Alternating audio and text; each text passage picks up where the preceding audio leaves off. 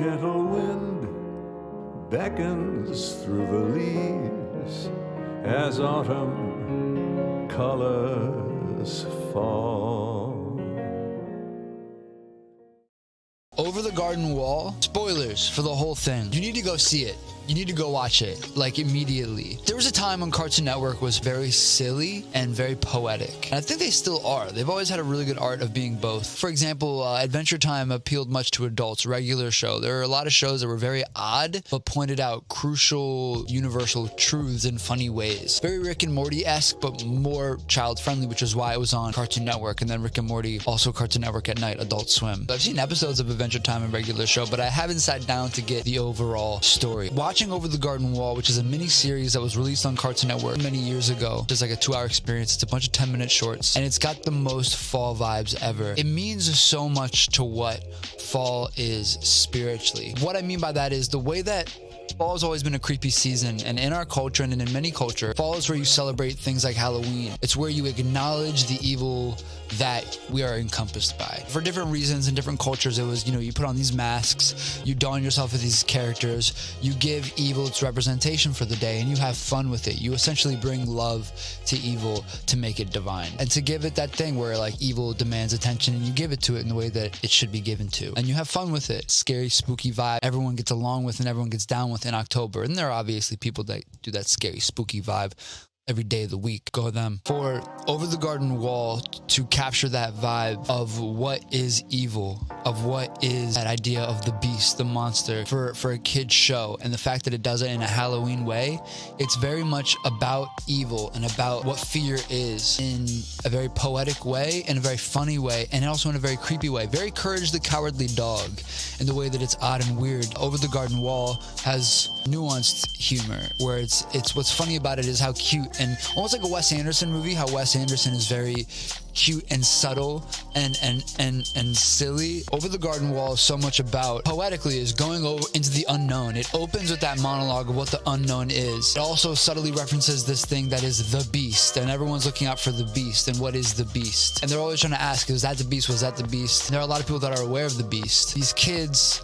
end up in this fairy tale land over the garden wall when they go over it in that last episode that we see. A lot of the poetry in just the title alone, you can see it's these kids going into the unknown, falling into the unknown, and how they take it. You have two separate entities. You have the little brother, bring up names before I go crazy, Gregory, his little brother, and Wirt, the older brother. You have Wirt, who is essentially the epitome of anxiety. Everything about him, he's also very smart and intelligent and very poetical. His intelligence gets in the way of him. He can't stop and not even enjoy, but do what he needs to do in the moment because he's thinking about it too much. Where Gregory, his younger brother, is the exact opposite. He almost seems flawless. Like he seems like he knows something that Wirt doesn't. And what I believe he does know is the idea to enjoy life for what it is. What he knows is ignorance.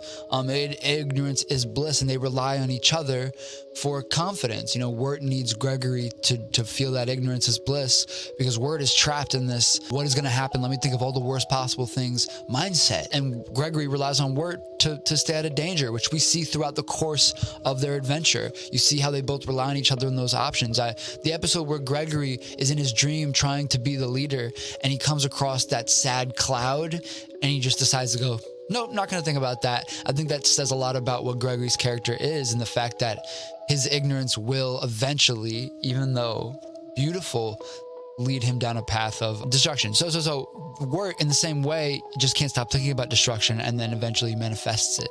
So both of them relying on each other as brothers, in that balance is what keeps them through the woods, over the garden wall. So in the unknown, together as brothers. Inside of the unknown, they're chased, they're pursued by this beast, and they're continually asked what this beast is. And each place that they go to is very much aware of that beast, very much thinking about, like, oh, I know the beast is this, the beast is this. Overall, the beast kind of represents fear for all of them. And I want to also point out how much Wirt and Gregory are regular modern day suburban kids. Every village they come across is very homegrown, small town vibe.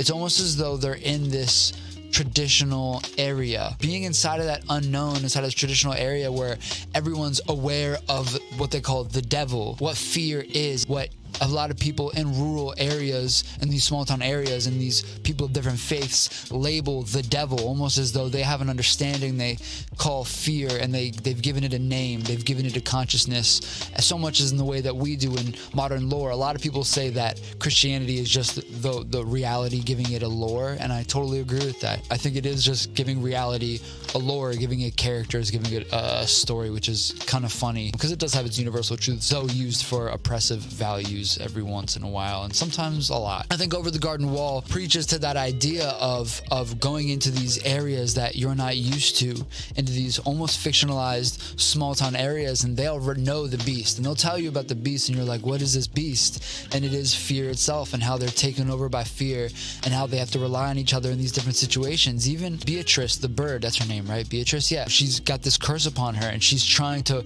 bring them down with her, and she has to learn to trust them and to use what they have as opposed to selling what they have, selling their souls in the Christian sense or in the demonic sense. Beatrice sells her soul as opposed to using it, which Gregory touches on in the idea of the musical instruments. As opposed to selling the musical instruments, they use the instruments to make the money. They use creation, they use more things as opposed to subtraction. They choose life over death in a poetical sense, which is really cool. I love that they only hit those eyes, those beady eyes with the bright blue. They only hit that twice, one with the opening of the beast and another later when they actually show you the beast. I love that they flash the beast with light one time. That's extremely creepy and scary. That's just exactly what we're talking about with Marvel, how they want to get creepy and weird, but for kids, they show that beast real quick, and it's just these ghouls, and it's super weird, and they use light and picture as opposed to like blood and gore and like traditionally adult subjects. They use regular art to portray something very disturbing and creepy for kids. Exposing yourself as a kid to creepy things in a nuanced way is cool. I think engaging yourself in art that comes from a dark place as a kid with the right tone, I think is acceptable and should be encouraged. Things like Courage the Cowardly Dog, movies like Monster House, Coraline, things where it's like, yo, explore this, see if it's something you're about. Overall, Over the Garden Wall is incredible. The poetry of it, the way it talks about the unknown, the way it talks about fear and chaos, and calls it all one thing under this guide of the beast, and the way that the beast, what Christians would call the devil, Satan, once exposed to himself, is using a transactional area to keep control, and that idea of fear itself will be transactional. That's how you identify it. It's not something that's straightly given to you because you are love itself. It convinces you that you have to be transactional to earn it. That's how it stays alive in a very parasitical way. It becomes very angry in the same way that when you expose someone to their fallacy, they become very angry, and that's how yourself can tell, am I angry at this? What does that mean about me and what I know about myself and my relationship with myself, and how can we become more like Gregory and Wirt? They kind of represent the duality inside everyone. Everyone should be living dialectically. We are not two-dimensional characters. We're actually three-dimensional characters in a three-dimensional, four-dimensional realm. And some believe that it's even higher realms that we live in because of our spiritual natures. So who knows? But in these two-dimensional realms, you have Wirt and Gregory being the two sides of you mentally, your ignorance and how that's okay, and your ignorance and how that drives you insane. And what do you do inside that unknown? How do you choose to live? And the music is vibey. It's super silly. Some of the funniest lines. We're here to burgle your turts. Classy. Potatoes and Molasses. Phenomenal song. I love the raccoon that's sitting with them. I was watching it with my friends, and they were saying that it kind of reminds them of like Frog and Toad, if you remember Frog and Toad. Very fall vibes, and they get spooky. I love the spooky. I love the fall. I love like the wind blowing and the leaves rustling, that kind of thing. Let's jump into this.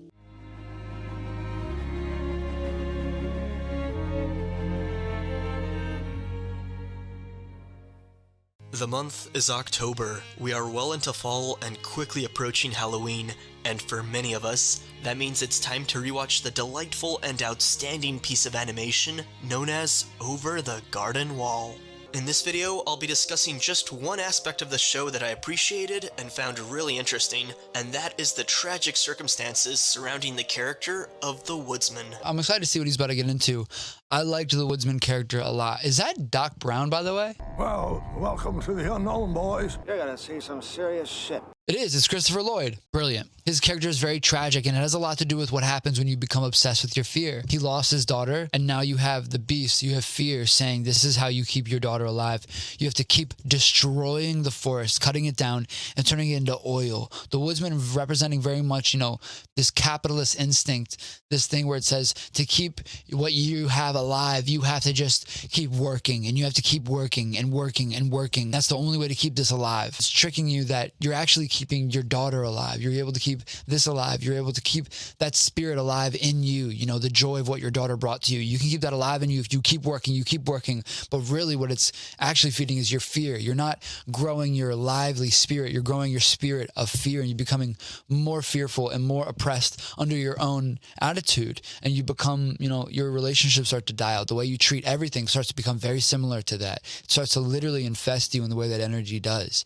And the same way that everything does, that reality works when something comes around you and it feasts upon you in the way that you know, rashes come upon you and sicknesses come upon you, and there are ways to cure them. And it's the way you cure spirituality is with time and energy, in the same way that you do with everything else, is focusing on a certain type of energy, focusing on a certain type of vibe in the right amount of time.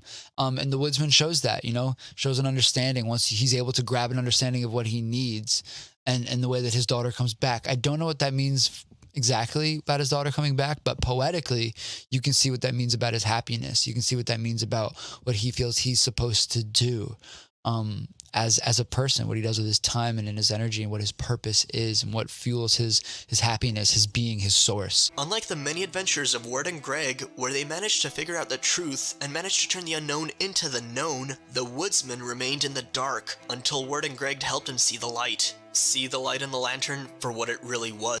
Let's get into real quick the storytelling. The framing of the story is really well done. How they're just in the woods. It opens and they're just there. It's weird and wacky, and they meet animals. And then you start to realize that, like, oh, they're in a modern day because they're wearing costumes, and you think that they're just weird and wacky like everyone else. But then the way they start talking, you're like, oh, they're more normal than we thought. Okay, maybe we're more modern than we really assumed. The way that they do the classic, we'll jump right in the middle of the story, and then we'll give you backstory on like the episode before the last, like the episode before the finale is where you get all the backstory. A classic TV show trope that you don't see often in a Cartoon Network type show, a miniseries like that. The story guides you to a certain thought and then lets you enjoy the exposition, knowing the characters more. Introduces you to interesting ideas at that specific time. It's exciting when such obscure art on a platform like Cartoon Network do that kind of shit. Like, I love when kids get really good art like Avatar or Marvel, you know, where they get really good art, or Courage, you know,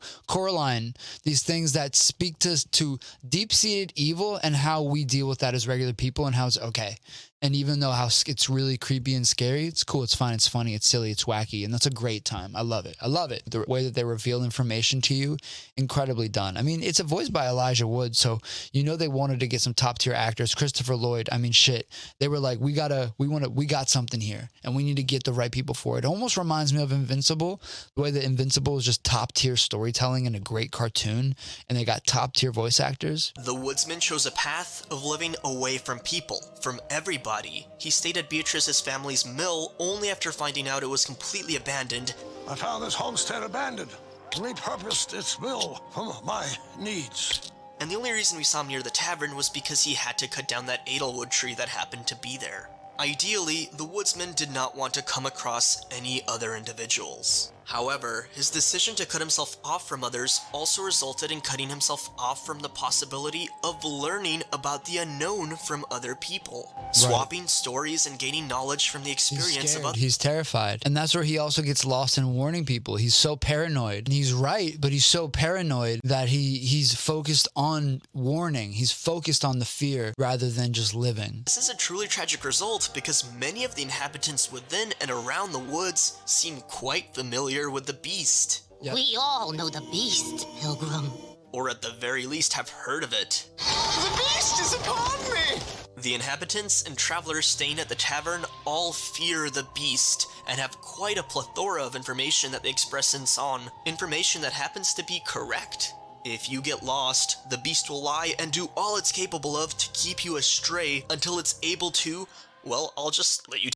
Yeah, it goes back to, like we were saying, the Christian ideal of the devil, of pure evil, the liar, the angel of deceit. I think it goes to what the Christians and what the Bible tries to label, and every religion tries to label, that spirit of fear, of the deception. Satan in Hebrew meaning the rebel, in a realm where love is king, and in a spiritual realm where all ideas are conscious, and what idea reigns over all ideas, and what creates life being the idea of love, of warm connection, and no time exists. And when no time exists and everything is one, a rebellion means opposite of love, meaning that evil, that lie, that hate. So in that Christian ideal, the Satan, the rebel, meaning that hate, that fear itself. It feels like they leave this suburban life and to go into this rural fantasy land, which sometimes it feels like leaving the suburban urban life and going into these small towns that are very odd, a little racist, a little traditionalist. You start to see Trump signs and they all talk about being chased by the devil. Watch out for the devil. I even go back to, and I do want to do a video on this one day, on Everything Everywhere All at Once, the way that they call the evil one that's everywhere all the time Jobu Tupaki, that they give it a name, and she says Jobu Tupaki is taking over you, she's inside your soul. The way that they frame this devil character, it's very interesting that that's a part of art in that way, because it is very mysterious and very weird, because I think it's a weird thing to not understand and then to go there and everyone's like, you gotta watch out for the devil. It's like, what the fuck are you talking about? What the hell are you saying? It dives into that unknown. If you have like a cop show or some type of weird TV show and they have that creepy episode, it involves like exorcisms or religion or something, and end it with that mysterious music, the evil one, the religion, the like you gotta trust God or the evil one will come after you, you're all going to hell. As weird and wacky and as stupid as that sounds, there's something mysterious about it. Kind of like, wait, what are they talking about? Why does it feel like they know something that I don't? There's something weird about that. I think there is something that they understand that we don't. Rather, they understand the lore that they've created about it rather than having a relationship and a knowing of the actual spirit itself. People in this story, as they go over the garden wall and into this other type of realm, into this other type of place, very traditionalist area, everyone knows of the beast. And they don't know the beast, but everyone's like, you better fucking watch out for the beast. You better watch out, he's coming for you. So it's very cool how they use that. They use that archetype. The Tavern Keep may have presumed he was the beast and tried to kick him out with her broom skills, sure, but dialogue with others helps broaden perspectives, and I think any interactions would have aided the myopic woodsman. And that goes into what they believe about the beast and how they are all very nice people, very kind people, but bigoted as shit and won't let the birds in because they are scared of what that might be the beast. Very similar to racial tension down there of what they believe with a certain skin color and the way that they look, what spirit they contain, and the idea that spiritualism is the idea that inhabits you, and that spirit that inhabits a certain race of people is bad and dangerous and violent and just downright bigoted and evil and a terrible idea. To even think that is a judgment to be upon. That's what the beast is. The beast has encompassed them already. You can see it in those characters' eyes. Is the woodsman's dilemma, the tragedy which unfolded from unfortunate... has like the beast in it. Disney Plus has this thing right now when you go on there that you see like all the villains, like it's a Halloween special, and the thumbnails are all the villains like eyes, and I'm like, that's brilliant. And you can see like how Disney draws the certain sin, that evil represents in the way that they draw them in their eyes. And that was really cool to see and try to like pick out what each one was. And I think that's very similar to these characters here, but in a more exaggerated and silly way, because this is very silly. It wants to be silly. It wants to have that good vibe while also having that poetry. While the woodsman chose to live in isolation, he was still very much willing to help those in need if the scenario ever arose. And because he chose to help Wirt and Greg, circumstances played out such that they were able to help him overcome his own burden when everything was at its most dark. And in the end, that is the reason why I'm okay with the woodsman's daughter having returned home while he was away doing the beast's bidding. Because it emphasizes that to overcome the unknown, you have to be able to rely on others, not just on yourself. And he kind of represents too that famous archetype of in horror movies of like the guy that comes up and warns everyone. Course, I ain't never seen anyone go up that road. A group of campers went up there and got lost. There's a certain wisdom to them, but there's also a certain paranoia that has them taken over that diminishes everything. Don't go over there type person. It's interesting that archetype is a thing. I like how the way that Over the Garden Wall points it out in its cartoon manner. Follow me over on Twitch. Happy Halloween, everybody. Go follow him on Twitch, guys.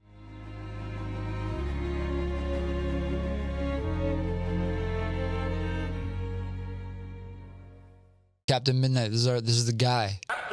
This is the boy. A miniseries that ran only 10 very short episodes on Cartoon Network back in 2014. And I gotta say, it's kind of a miracle that this show exists as it does.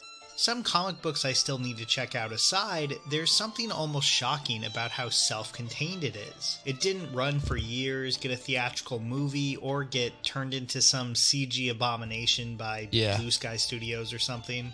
It just is. It just is. I agree completely. I like that it's a miniseries. It feels like a self-contained experiment movie. Some things just have a nice ending. They're able to tell a very niche story that had a beginning, middle, and end. The train bit about them getting hit by the train. There's like a train theory. They're like theories about this, that they're dead, that's like the afterlife somehow. Right? Isn't that a theory? Garden Wall is a totally different beast. Pun intended, I guess. As much as I love characters like Greg, Wirt, Beatrice, and of course Jason Funderburker.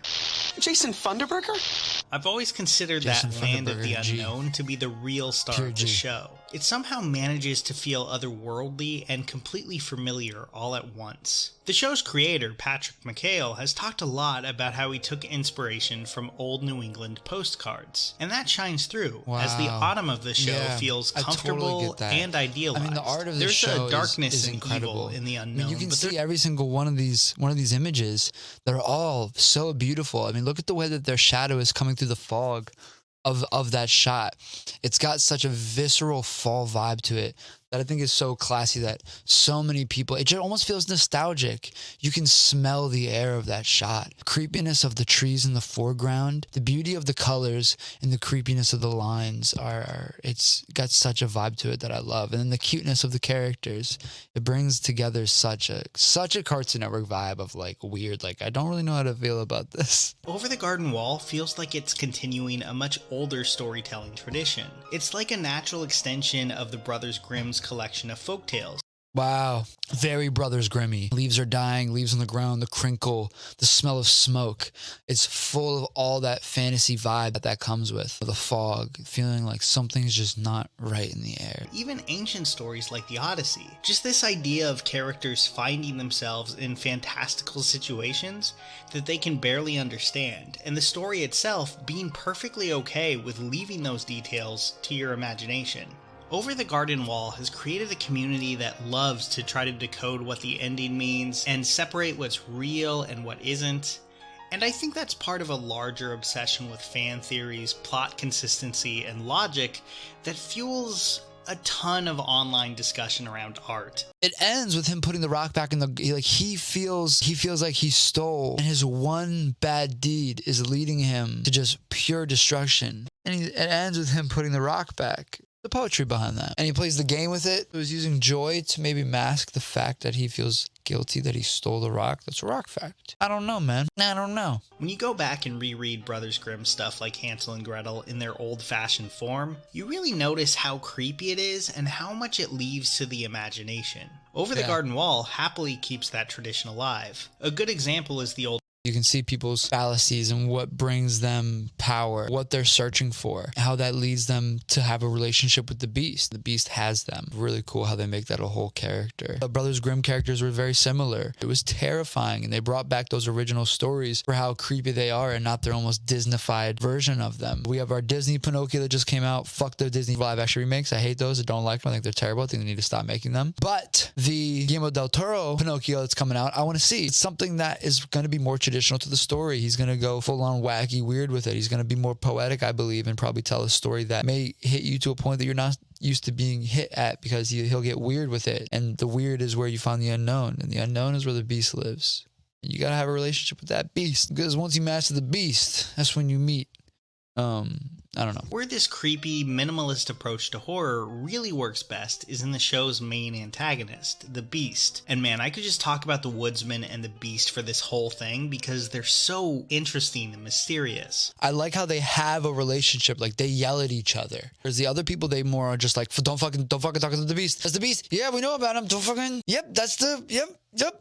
Shut up about it. Whereas the Woodsman like straight up yells at him. They have a relationship together, and it's very, very funny. I love that in most episodes, the cast just wanders into an entirely new society with its own rules and customs that we can barely understand. Not only does it give every episode its own unique identity, something that a lot of shows don't bother to do these days. You have a certain culture that you've lived in. You're a kid and you're going into the adult life now. You're going into the world where different cultures do different things, and how that's the unknown and how that's okay. It's just different. It really speaks to just what fear is and how it controls people, how it can be something so nice, but also something maybe deeper than you think. I love how they handle his origin in episode 9, where we see him terrified to ask out a girl named Sarah from his school, only to freak out even more when he finds out the famous Jason Funderburker plans to ask her out too. Like most people probably, I was expecting this to go the obvious route, with Jason as some popular jock type and Sarah as a stereotypical cheerleader.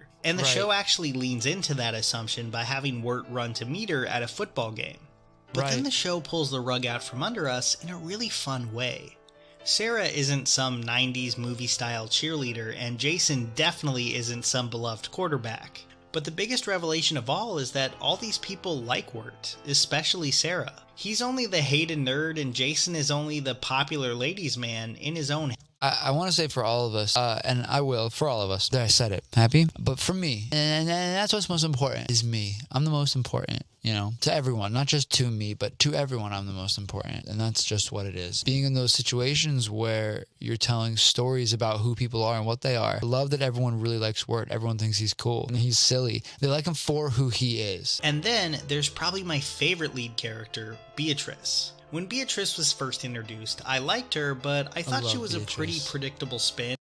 I love how she just hates Wirt. I love her and Wirt's relationship. There've been a lot of people I can think of that, like, it started off with us just being like hating each other, and that hate for each other turned into knowing each other, and you know, that's where love grows, and knowing, you know, deep down who each other are, and growing out of that, you know, loathing, and but having to be near, grow a relationship off that, usually sometimes closer than you think. You get to see that in Beatrice and Wirt. Her dismissive quips take on a sadder, more sinister light, as she's clearly trying to keep herself from getting too attached to Wirt or Greg at all, since, you know, that would only make it harder to lead them to their woolly doom. By the end of this really short season, she's undergone an impressive character arc. But even in those early episodes, her role as the cynical jerk of the group is really important. I think it adds even more to the Greg and Wirt dynamic, and it gives the show some of its best lines. I mean, it's a show with a singing frog, but that singing frog is voiced by Tom Waits. There's really just nothing else like that. So many animated shows seem intent on being as loud and over-caffeinated as possible. And while Greg definitely has some of that energy... Yeah, Chowder. It could have easily just been Chowder. But Greg is he's very subtle. He's got gentleness to him, and I really like that. The whole story is a very big gentleness to it. I think it's crucial. Like Wes Anderson, very gentle, and it makes harsh moments even harsher. Creating that nice contrast will hit both edges harder. The fact that he's so gentle as a little kid, we're here to burgle your turds. Unavailable subtitles. I Sorry, knew guys. in the No first subtitles. 2 minutes of my first viewing of Over the Garden Wall that I was in love. The atmosphere, the character design, the universe in which it resides, the mystery, the calmness, the quiet and the dark. So familiar, yet so... Nice. He's going to focus on the vibe, which I'm really excited to hear him talk about. The stillness, the music, the artwork. And we've been seeing the artwork as we've been going through. You can see where that vibe comes from and how it hits it so nicely. The soundscape matches. Please, if you have not seen it, please, please, please go watch this now. I love how he's so silly. He's such a silly guy. Like, he'll just wear that funky-ass jacket and hat. The relationship with the woodsman and the beast evolves and reveals the sad, cold truth of the woodsman's damnation. Damnation. Back to that Christian ideology that we were talking about earlier, using those specific words, that lore, the Christian lore, the story that they've come up with to describe these ideas. Damnation, his damnation. I like the Christian lore. It's lore for sure. You know, it's mythos to try to describe ancient ideas. In the same way that like other gods describe, you know, Jupiter as like anger and the way they connected those poetically. I think the Christian lore does a pretty good job at trying to understand things mathematically. Hebrew is very mathematical. I like to stick with that. It's almost the closest thing to like ancient mythos to describe ideas that uses scientific structures. It's interesting. Kind of weird. A lot, but I think it contains a lot of truth. So the way that he uses that language and that lexicon, damnation, for the relationship of the beast and the woodsman. Everything about the show was done very well. The development of Wirt, the consistency of Greg, the demise and redemption of Beatrice, the beast, the woodsman, every vignette of every person the ambiance, the art style, and of course, the music.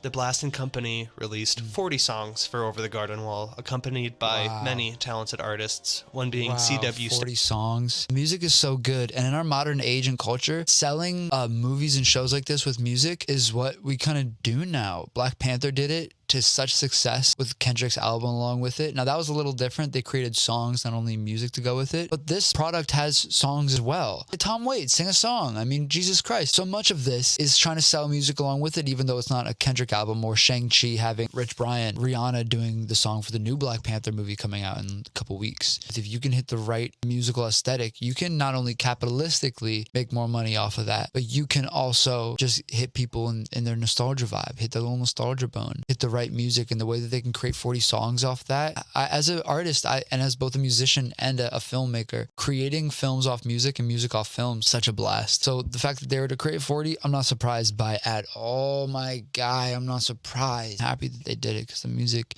is such a good vibe. I might listen to it later. What else do you make videos on? Ooh, you did a video on the rehearsal? Did we watch it? We watched it. Subscribe. Do me a favor.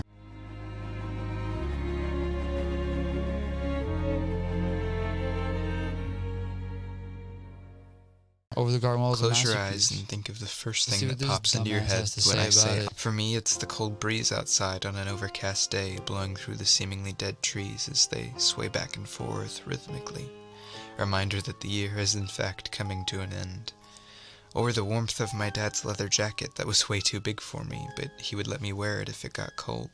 And the smell of fire, and the feeling of a hot drink going down. Another guy focusing on the vibes. I mean, the way that he's hitting the notes, the way that he says them. Great writer already, a great speaker, a great editor. The way that he's holding these shots and letting you sit with them, you can soak it in just a little bit longer. But I've always been fascinated with autumn and the many things that come with it. There's something so conflicting and divisive about it. It's a time of harvest, but a time of death, a time of change, but a time of renewal, a time of beauty, but a time of decay. It holds two of the biggest holidays in the world, but it comes right before the two biggest. It's conflict, but it's also resolution. And never once Halloween and what autumn is, taking the liar, the evil, the fear, giving it to the time of the season where most of the life around us passes on into the next. The plants die around us. And in that season of death, everything becomes very beautiful and orange. And it also reminds us that death is a thing. And I think that might be one of the scariest things, that passing, that change. That is the biggest unknown, as we discussed earlier. Them dying from that train, maybe, or going to that unknown. That main overall arc of that story is the relationship with that moment with the train and falling down that hill and into chaos. The way that he's describing what the season is and what fall is and what it represents, the dying around us, and how we celebrate things like Halloween. We recognize fear and death at the time when everything around us is dying in that season, in that cycle that we've labeled of our years and our rotations. And the fact that we all come together and recognize that at that time is very interesting as an American culture, and not only American, but other cultures that have existed for a long time and are all over the place. So they were taking pitches for new shows, and my man Patrick had a couple that he wanted to bring to the table. The first one being a sci-fi show called Space Planet, described as a quirky cosmic opera with deeper philosophical themes, and the other being a dark fantasy show about two brothers, Walter and Gregory, who accidentally get on a train headed for the afterlife and end up in the mysterious in-between, where a devil named Scratch tricks the younger brother Greg into making a deal to look for a book of forgotten stories called The Tome of the Unknown. Wow. Which coincidentally happens to be the show's name as well.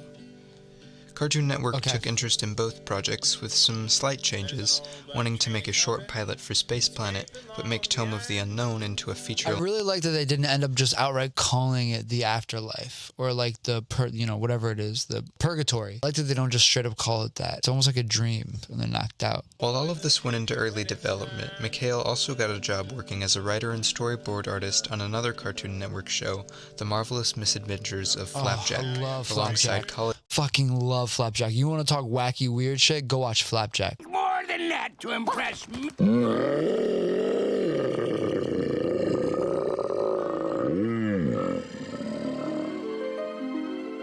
That's a weird and wacky show. Buddy Pendleton Ward.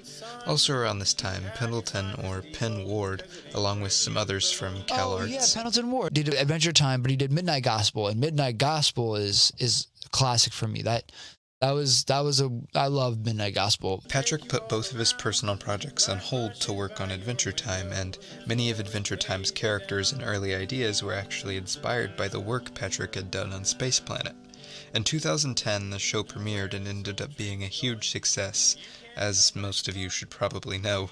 And it wasn't until 2011, 5 years later, that Patrick would take his idea back to Cartoon Network, having dropped Space Planet entirely, and having made major changes to Tome of the Unknown that would make it more like what we have today, making it much less scary and graphic, getting rid of Scratch, changing Walter to Wood and then ultimately to Wirt, changing Beatrice from a bee to a bluebird to fit the more autumn aesthetic, and changing the in-between to the now well-known Unknown. It also had officially been decided to not be made into a movie because McHale thought the story needed to be more episodic, so like most shows starting out, they needed to make a short before the show got officially greenlit. Ultimately, after about 8 years of helping put out some of the most successful Cartoon Network shows at the time, Patrick McHale's dream project was finally released in November of 2014, and it ended up being a huge success, like most of the things Patrick worked on, winning 2 Emmys just like the short, this time for Outstanding Individual Achievement in Animation and Outstanding Animated Program, putting it beside such shows like The Simpsons and the freaking Penguins of Madagascar. But anyway, the point is, this forest, this unknown, isn't a friendly place. Forests and media can often either be places of fun and opportunity and growth, or creepy and mysterious and represent death. Forget media, real life. Humanity started by the river. Civilization started with needing to be close to running water. The idea of going off into the woods, away from civilization, away from what you know, away from our source, love, each other, and warmth, and teamwork, and building civilization together, into the unknown, and into out there to figure out what you look like against wilderness, against chaos. It's not only poetically that, but literally the forest. You know, it's not just a media thing, but it's quite literal, deep into instinctually who you are as a human being. The woodsman takes them to the mill where he lives, all while Greg continues his candy trail and Wirt still thinks the worst and is trying but failing to plan for it. All while the woodsman keeps on giving off creepy vibes and saying creepy lines that is doing just the worst job at making him not look like the beast later on. Man, this show does so much with such a little amount of time. The boys plan and discuss. It does a lot with such a little amount of time. Very concise. And I think that's what makes it such good art. Even though it is so much about the unknown, that chaos, it exhibits so much order in what it's able to get done within the time frame that it's able to get done in. The editing of taking out whatever they need to take out and put in whatever they need to put in to get across what they want to say, incredibly well done. We cut back to Wirt still in the mill, and they hear what very well could be the sounds of Greg dying, and the woodsman, having heard it as well, comes in. The doors burst open, and we see Eyes of Insanity, very close to that as well, and they use that later with the beast. A slightly dazed but still okay Greg. Those eyes twice. The woodsman tries to fight the dog. And notice how the dog turns into a normal dog after their view of what it was changed. It held those eyes, and there was one other character that held those eyes, and it was the beast, the actual beast. Conflict. It's conflict. But not just any conflict. If you boil it down, it's the conflict of life and death. Spring, things are reborn. Summer, things are living and thriving. And autumn is the transition period between things living and things dying in winter. In my opinion, autumn is the most beautiful month for plants and nature, but they're also all essentially dying, leading towards the inevitable winter, the inevitable death. We've lost a lot of the concept of winter meaning death in modern society. We now have technology to keep us safe and warm with lots of food and medicine, so winter is really just like any other season for most people around the world, if not a lot of people's favorites with the holidays that come with it. But before we had all this, and in a time period that the unknown seemingly seems to be set in, Winter would be something that people dreaded. It killed thousands from cold and sickness and lack of food. Depending on where you lived and how cold it got, the rest of the year would pretty much be spent planning for the next winter, hoping things would grow well, hoping you'd have just enough time to get through this year without anyone getting sick. The cold always comes. Autumn is stuck right between life and death, just like the show itself takes place in the unknown, the embodiment of that. Over the Garden Wall is perfectly imperfect, from its production, to its fairy tale roots, to its songs, to, well, everything. And to me, that's what makes it the perfect autumn show. And just like autumn, I find it infinitely captivating and infinitely comforting. I knew you were special.